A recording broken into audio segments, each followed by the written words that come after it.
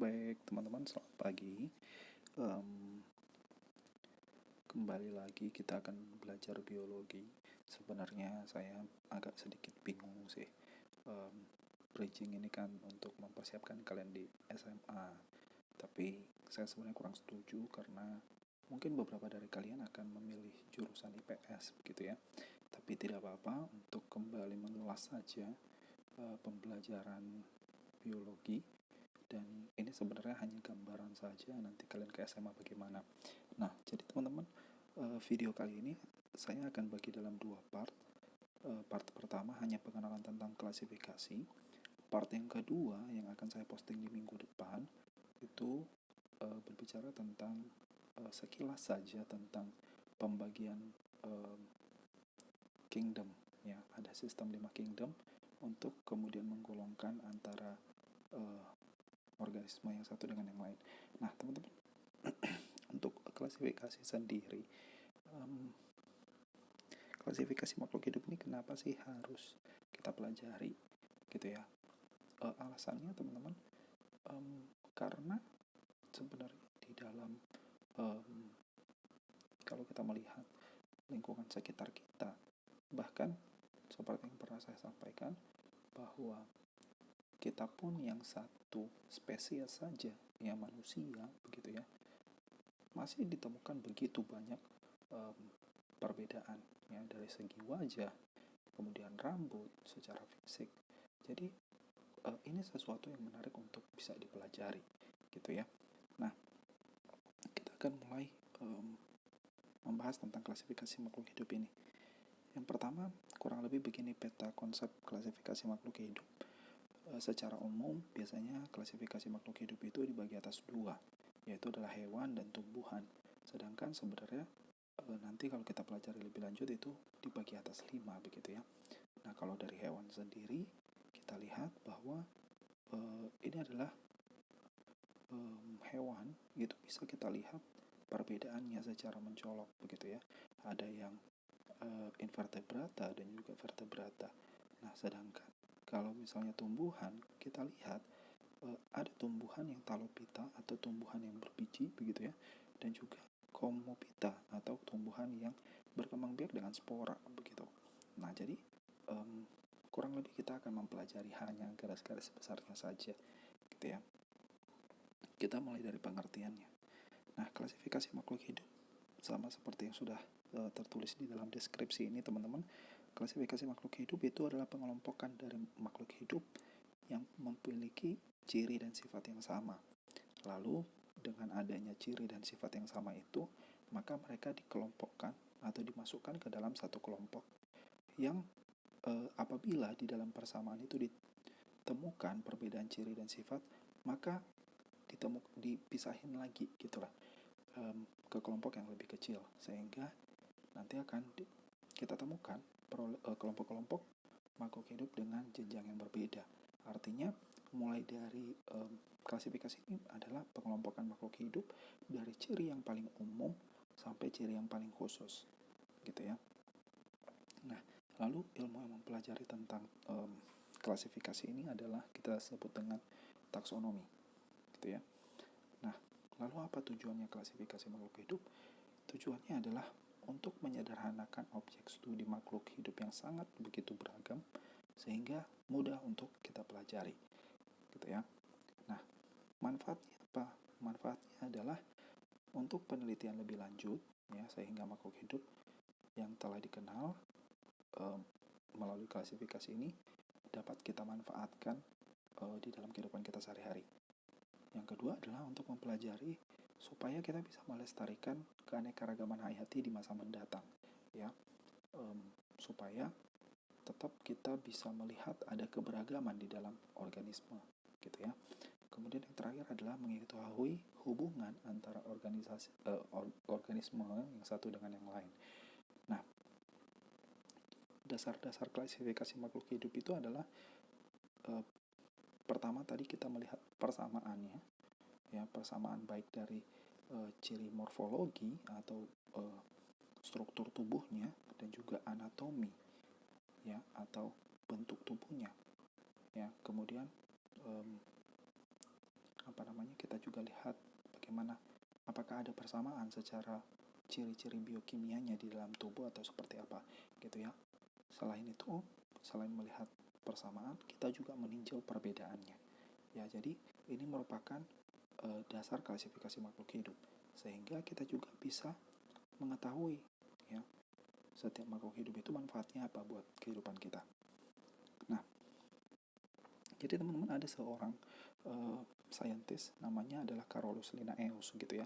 Bapak ini hidup di tahun sekitar ya 1800-an. Dia terkenal sekali teman-teman karena dia yang mengelompokkan makhluk hidup menggunakan nama Latin gitu ya. Nah, Carolus Linnaeus ini kita kenal sebagai bapak taksonomi. Nah, adapun dia membuat tahapan-tahapan klasifikasi itu, yang pertama melalui pencanderaan atau identifikasi lebih dahulu. Yang kedua adalah mengelompokkan, ya seperti yang tadi sudah saya bahas, dikelompokkan berdasarkan perbedaan ataupun persamaan ciri-ciri. Dan yang ketiga adalah memberikan nama takson, ya yang kita kenal nanti dengan binomial nomenclature. Ini harusnya di kelas 7 kalian pernah pelajari, ya, atau pemberian nama ilmiah atau nama Latin pada organisme. Selanjutnya adalah sistem klasifikasi, teman-teman. Yang ini tadi yang saya sampaikan bahwa dia ini saintis khusus di bidang botani, ya, yang mempelajari tentang tumbuh-tumbuhan sebenarnya. Lalu asalnya dari Swedia, ya.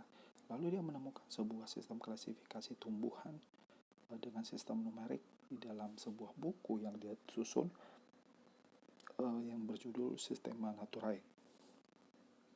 Ya. Nah, lalu sistem klasifikasi ini sebenarnya berkembang, teman-teman, ya. Sistem klasifikasi ini berkembang sebenarnya. Yang pertama, dulu di zamannya Aristoteles begitu ya, ada yang disebut dengan sistem Aristoteles itu mengklasifikasikan ya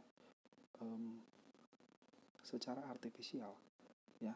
Klasifikasi secara artifisial ini artinya klasifikasi berdasarkan ciri umum, ya. Jadi dulu Aristoteles ini hanya membedakan antara tumbuhan dan hewan, gitu ya, karena dulu pengetahuan begitu terbatas, maka semua organisme yang bisa bergerak itu disebut dengan hewan, organisme hidup yang tidak bisa bergerak itu disebut dengan tumbuhan, ya. Itu dulu oleh Aristoteles. Kemudian berkembang, teman-teman, menjadi sistem klasifikasi alami, ya, oleh Michael Adamson dan juga ada Jean-Baptiste de Lamarck, ya. Mereka ini mengklasifikasikan secara sistem alami, artinya klasifikasinya berdasarkan morfologi, ya, yaitu adalah bentuk tubuh, anatomi, struktur tubuh, dan juga fisiologi, fungsi-fungsi tubuh, gitu ya. Yang terakhir adalah berkembang lagi klasifikasi ini menurut Charles Darwin, lebih tepatnya di sini, sistem klasifikasi filogeni. Ya, sistem klasifikasi filogeni ini adalah klasifikasi berdasarkan sejarah evolusi suatu makhluk hidup. Ya, jadi Darwin itu percaya bahwa makhluk hidup yang sekarang itu punya nenek moyang, gitu ya. Dan kemudian dia mencari hubungan antara organisme yang sekarang dengan nenek moyangnya itu seperti apa hubungannya. Nah, kita akan masuk ke dalam penjelasan tentang tingkatan takson, teman-teman. Ya, takson itu adalah klasifikasi makhluk hidup yang dikelompokkan dalam kelompok yang besar sampai yang terkecil. Ya, urutan dari tingkatan takson ini disusun dari kingdom ke spesies. Ya, penyusunannya itu berdasarkan persamaan ciri-ciri yang paling umum sampai kemudian sampai yang paling khusus, ya. Serta perbedaan cirinya itu mulai dari kingdom ke spesies itu semakin kecil atau semakin sedikit. Nah, kemudian ini adalah 7 tingkatan di dalam klasifikasi, ya. Yang pertama adalah kingdom, itu paling besar, teman-teman. Ya, itu adalah ciri-ciri yang paling umum dilihat, itu ya, kingdom. Kemudian nanti akan dikelompokkan lagi menjadi filum. Itu filum bagi hewan, divisi bagi tumbuhan, kemudian dikelompokkan lagi lebih spesifik lagi dalam kelas, ya, kemudian lebih spesifik lagi pada ordo, lebih spesifik lagi pada family, kemudian genus, dan juga spesies, gitu ya. Jadi ciri-ciri paling sangat khusus itu kita temukan pada spesies. Nah, kita mulai dari kingdom dulu. Oke ya, kingdom sampai sejauh ini dikenal itu ada 5 kingdom, ya. Tapi kita lihat di sini kok poinnya ada 6. Oke ya, saya jelasin. Jadi teman-teman, sebenarnya ini hanya 5 kingdom saja. Jadi pertama kingdom animalia yang paling sering kita temui atau kita dengar begitu kita pelajari, kemudian plantae atau tumbuh-tumbuhan, kingdom fungi atau jamur begitu ya. Kemudian ada protista, dan yang terakhir ini teman-teman, yang dua ini Archaebacteria dan juga Eubacteria ini adalah kingdom Monera, gitu ya. Nah, tentang kingdom-kingdom ini nanti kita akan pelajari di pertemuan berikutnya. Saya akan mengulas secara singkat, secara cepat dengan teman-teman dan secara jelas, gitu ya. Jadi kingdom Archaebacteria dan juga kingdom Eubacteria ini itu disatukan, gitu ya, dibuat menjadi satu kingdom yang kita sebut dengan kingdom Monera. Nah, kita lanjut ke tahapan takson berikutnya adalah filum atau divisi. Oke ya, kita lihat ini teman-teman ada di Magir memang tidak berurutan disusun, ikutin saja dari tulisannya. Pertama itu adalah tentang kingdom tumbuhan, ya, dibagi menjadi divisi menurut ciri yang umum. Di gear yang kedua kita lihat untuk hewan, filum terdiri atas semua hewan yang memiliki persamaan sebagai berikut. Di gear 3 disebut begini, ya, Homo sapiens atau manusia dan Canos yaitu bandeng yang memiliki bentuk tubuh dan habitat yang berbeda, tetapi sama-sama memiliki tulang belakang, gitu ya. Antara kita manusia, kita lihat ya manusia dengan ikan bandeng, di mana letak persamaannya? Nah, secara bentuk tubuh mungkin kita beda, ya. Tetapi kalau kita lihat secara ciri umumnya kita sama-sama punya tulang belakang, gitu ya. Tapi kalau bentuk tubuh kita manusia dengan ikannya berbeda, habitat kita juga berbeda, gitu ya. Nah, kemudian di 4 kita lihat filum Arthropoda terdiri atas berbagai hewan dengan bentuk yang berbeda, tetapi memiliki persamaan, yaitu kakinya terdiri atas segmen, ya, yang memiliki persendian. Ya, segmen itu adalah ruas-ruas tubuh, teman-teman. Ya, jadi setiap kakinya itu ada pada ruas tubuh yang memiliki persendian. Ya, kemudian contoh daripada filum itu ada Annelida, Protozoa, Porifera, Mollusca, Alpha species, dan sebagainya. Itu banyak banget, ya. Kita lanjut ke tahap yang kelas. Nah, kelas kita lihat dulu ya, divisi itu kemudian dibagi menjadi kelas menurut ciri-ciri yang masih umum juga, teman-teman, ya.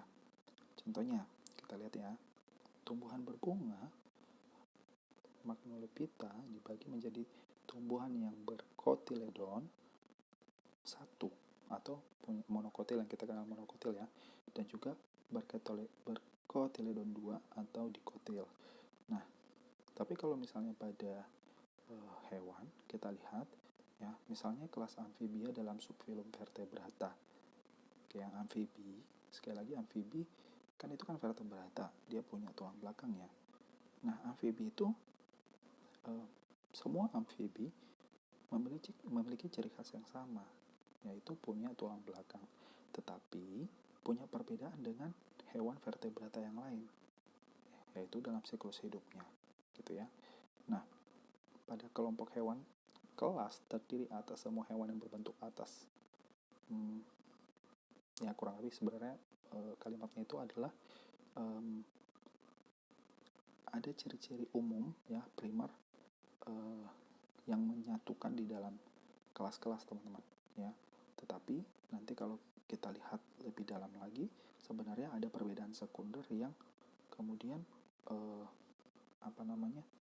itu perbedaan sekunder itu membuat perbedaan antara kelas-kelas ini gitu ya. Jadi kalau misalnya tadi amfibi itu memang punya tulang belakang gitu ya. Kalau misalnya kita manusia juga punya tulang belakang, tetapi kalau misalnya kita lihat secara cara hidup itu akan sangat berbeda gitu ya. Atau amfibi sendiri deh, kalau kita lihat yang amfibi yang satu dengan amfibi yang lain itu berbeda teman-teman ya.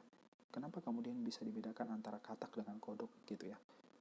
Letak perbedaannya di mana? Nah, itu kemudian akan diatur pada pengelompokan berikutnya gitu ya. Nah, selanjutnya adalah ordo atau bangsa. Nah, kita lihat ya, ordo itu membagi kelas atau subkelas di dalam ciri yang lebih khusus lagi ya. Misalnya subkelas Magnolidae. Magnolidae ini adalah sekumpulan tumbuhan yang berbunga dengan ciri yang sama. Contohnya serbuk sarinya cuma ada satu pori begitu ya, urat daunnya bercabang-cabang. Nah, dan contoh daripada subkelas Magnolidae ini adalah alpukat gitu ya, tanaman pala, kemudian tanaman yang namanya cempaka begitu ya. Nah, kemudian kalau pada hewan, kategori ordo ini terdiri atas semua hewan yang mengacu pada prinsip klasifikasi kelas. Misalnya, kelas mamalia, ordonya terbentuk dari kelompok hewan yang berbeda cara hidupnya. Ya, ada ordo yang kita kenal dengan karnivora, insektivora begitu ya. Walaupun kita kelasnya, contohnya kelasnya tadi mamalia ya. Tapi kita lihat kalau kelas mamalia ada banyak perbedaan gitu ya. Dari cara makannya saja berbeda. Yang ada yang karnivora, ada insektivora, primata, ya, dan rodentia. Oke ya. Jadi sekalipun kita ada mamalia begitu ya, kita contohnya dengan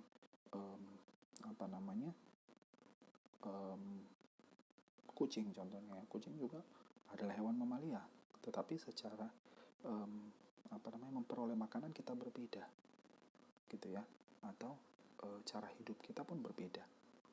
Nah, kita lanjut ke famili atau suku. Oke ya. Dari ordo ke famili, anggotanya itu semakin lama semakin memiliki ciri khusus yang sama gitu ya.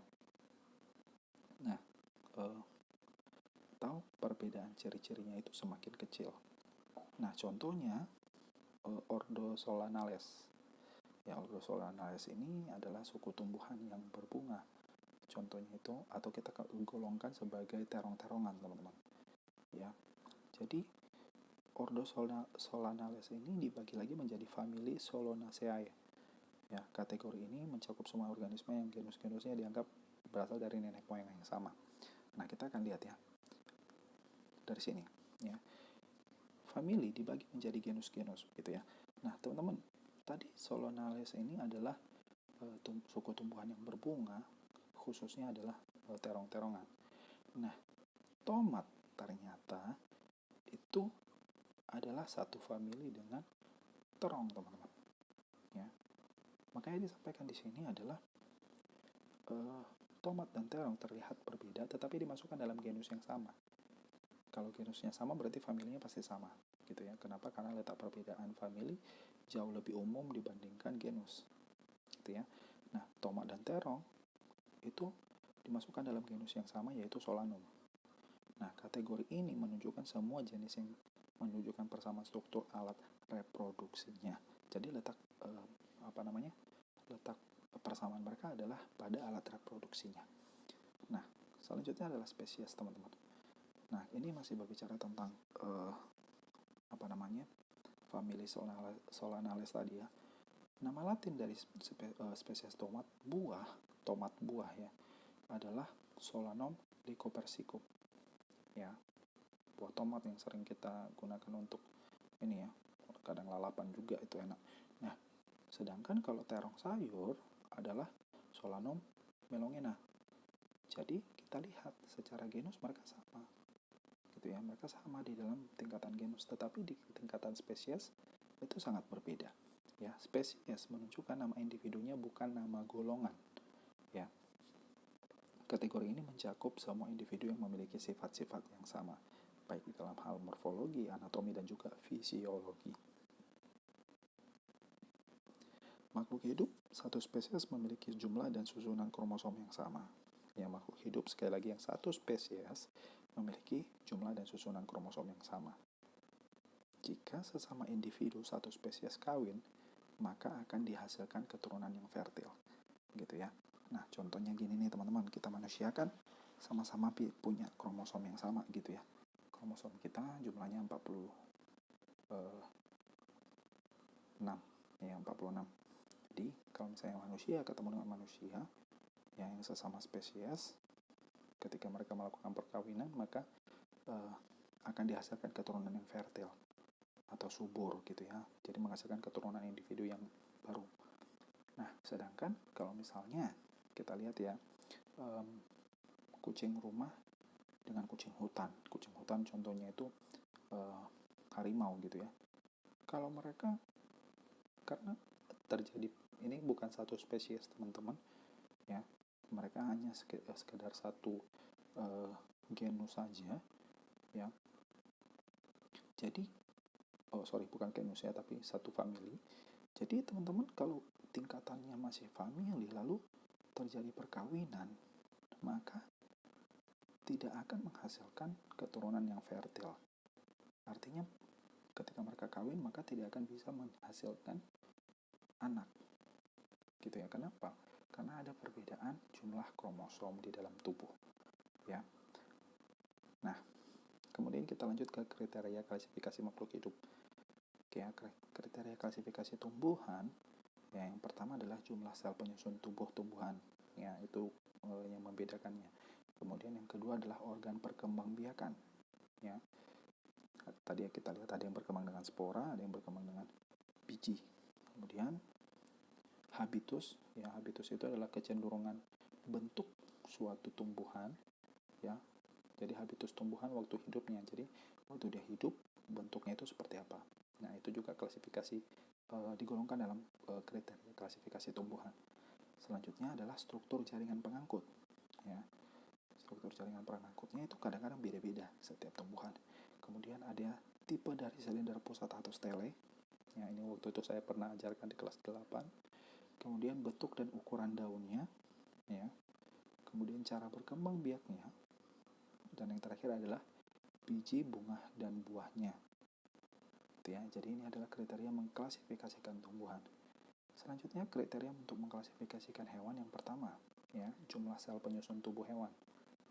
Nah, jumlah selnya apakah multiselular atau uniselular gitu ya. Kemudian yang kedua adalah jaringan penyusun tubuh. Nah, ini setiap hewan berbeda.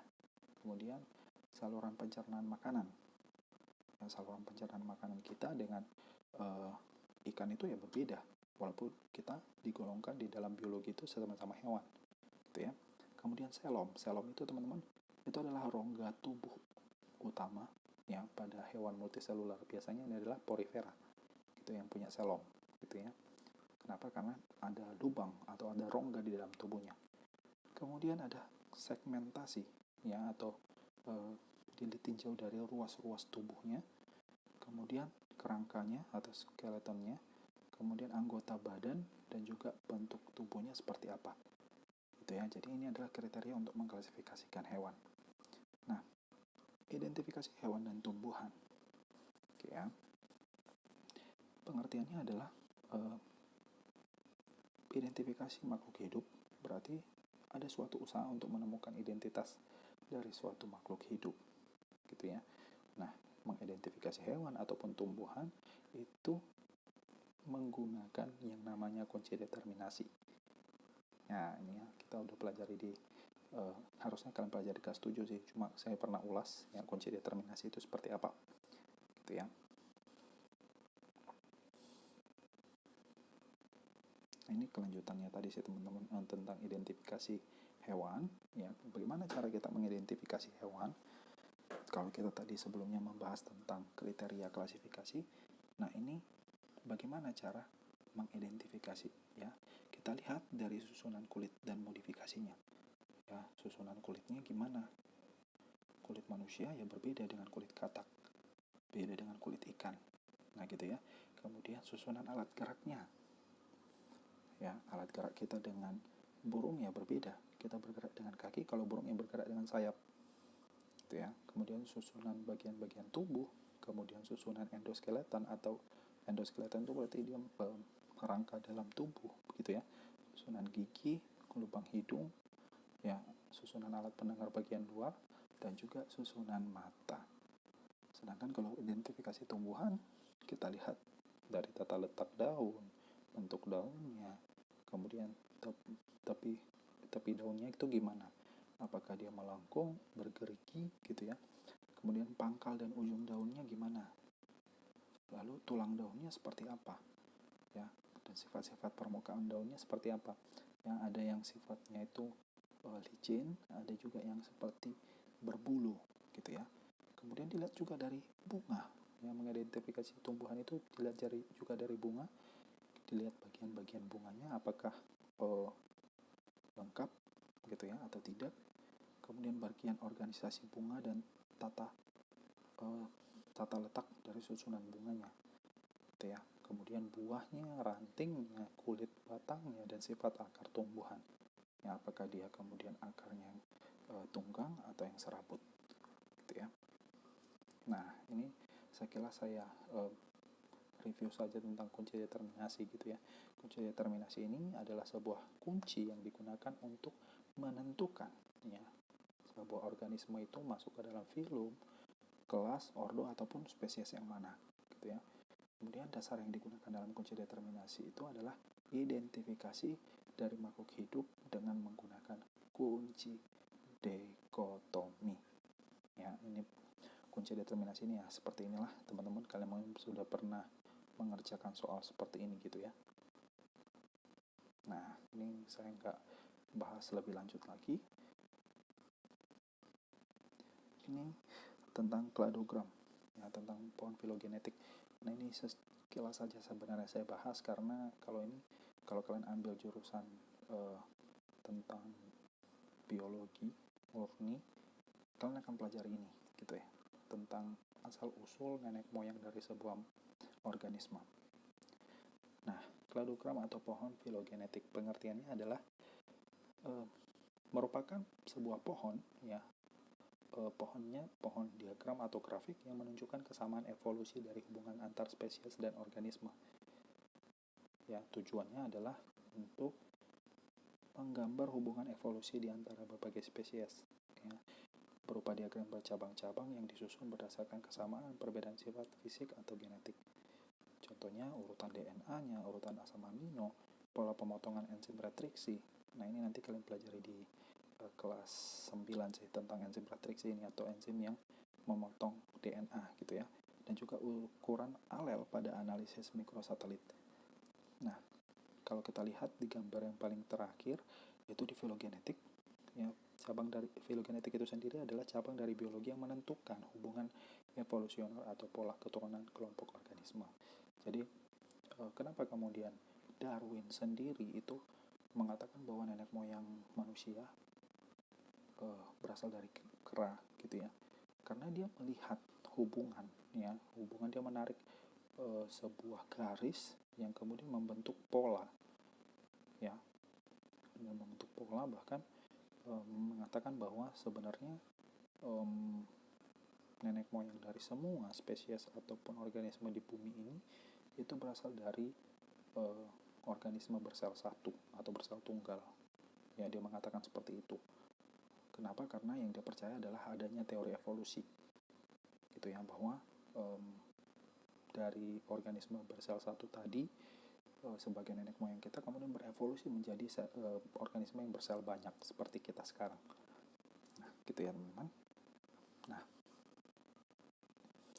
kelompok filogenetik itu ada dua, ada monofiletik dan juga ada yang parafiletik. Kalau kelompok monofiletik itu adalah terdiri atas leluhur dan semua keturunannya, sedangkan parafiletik ini adalah kelompok-kelompok yang terdiri atas leluhur dan beberapa keturunannya. Nah, ini nanti sekali lagi saya nggak bahas mendalam tentang ini. Oke teman-teman, itu saja video kali ini. Minggu depan kita akan bahas tentang perbedaan dari setiap kingdomnya tadi. Oke, itu saja teman-teman. Terima kasih telah mendengarkan.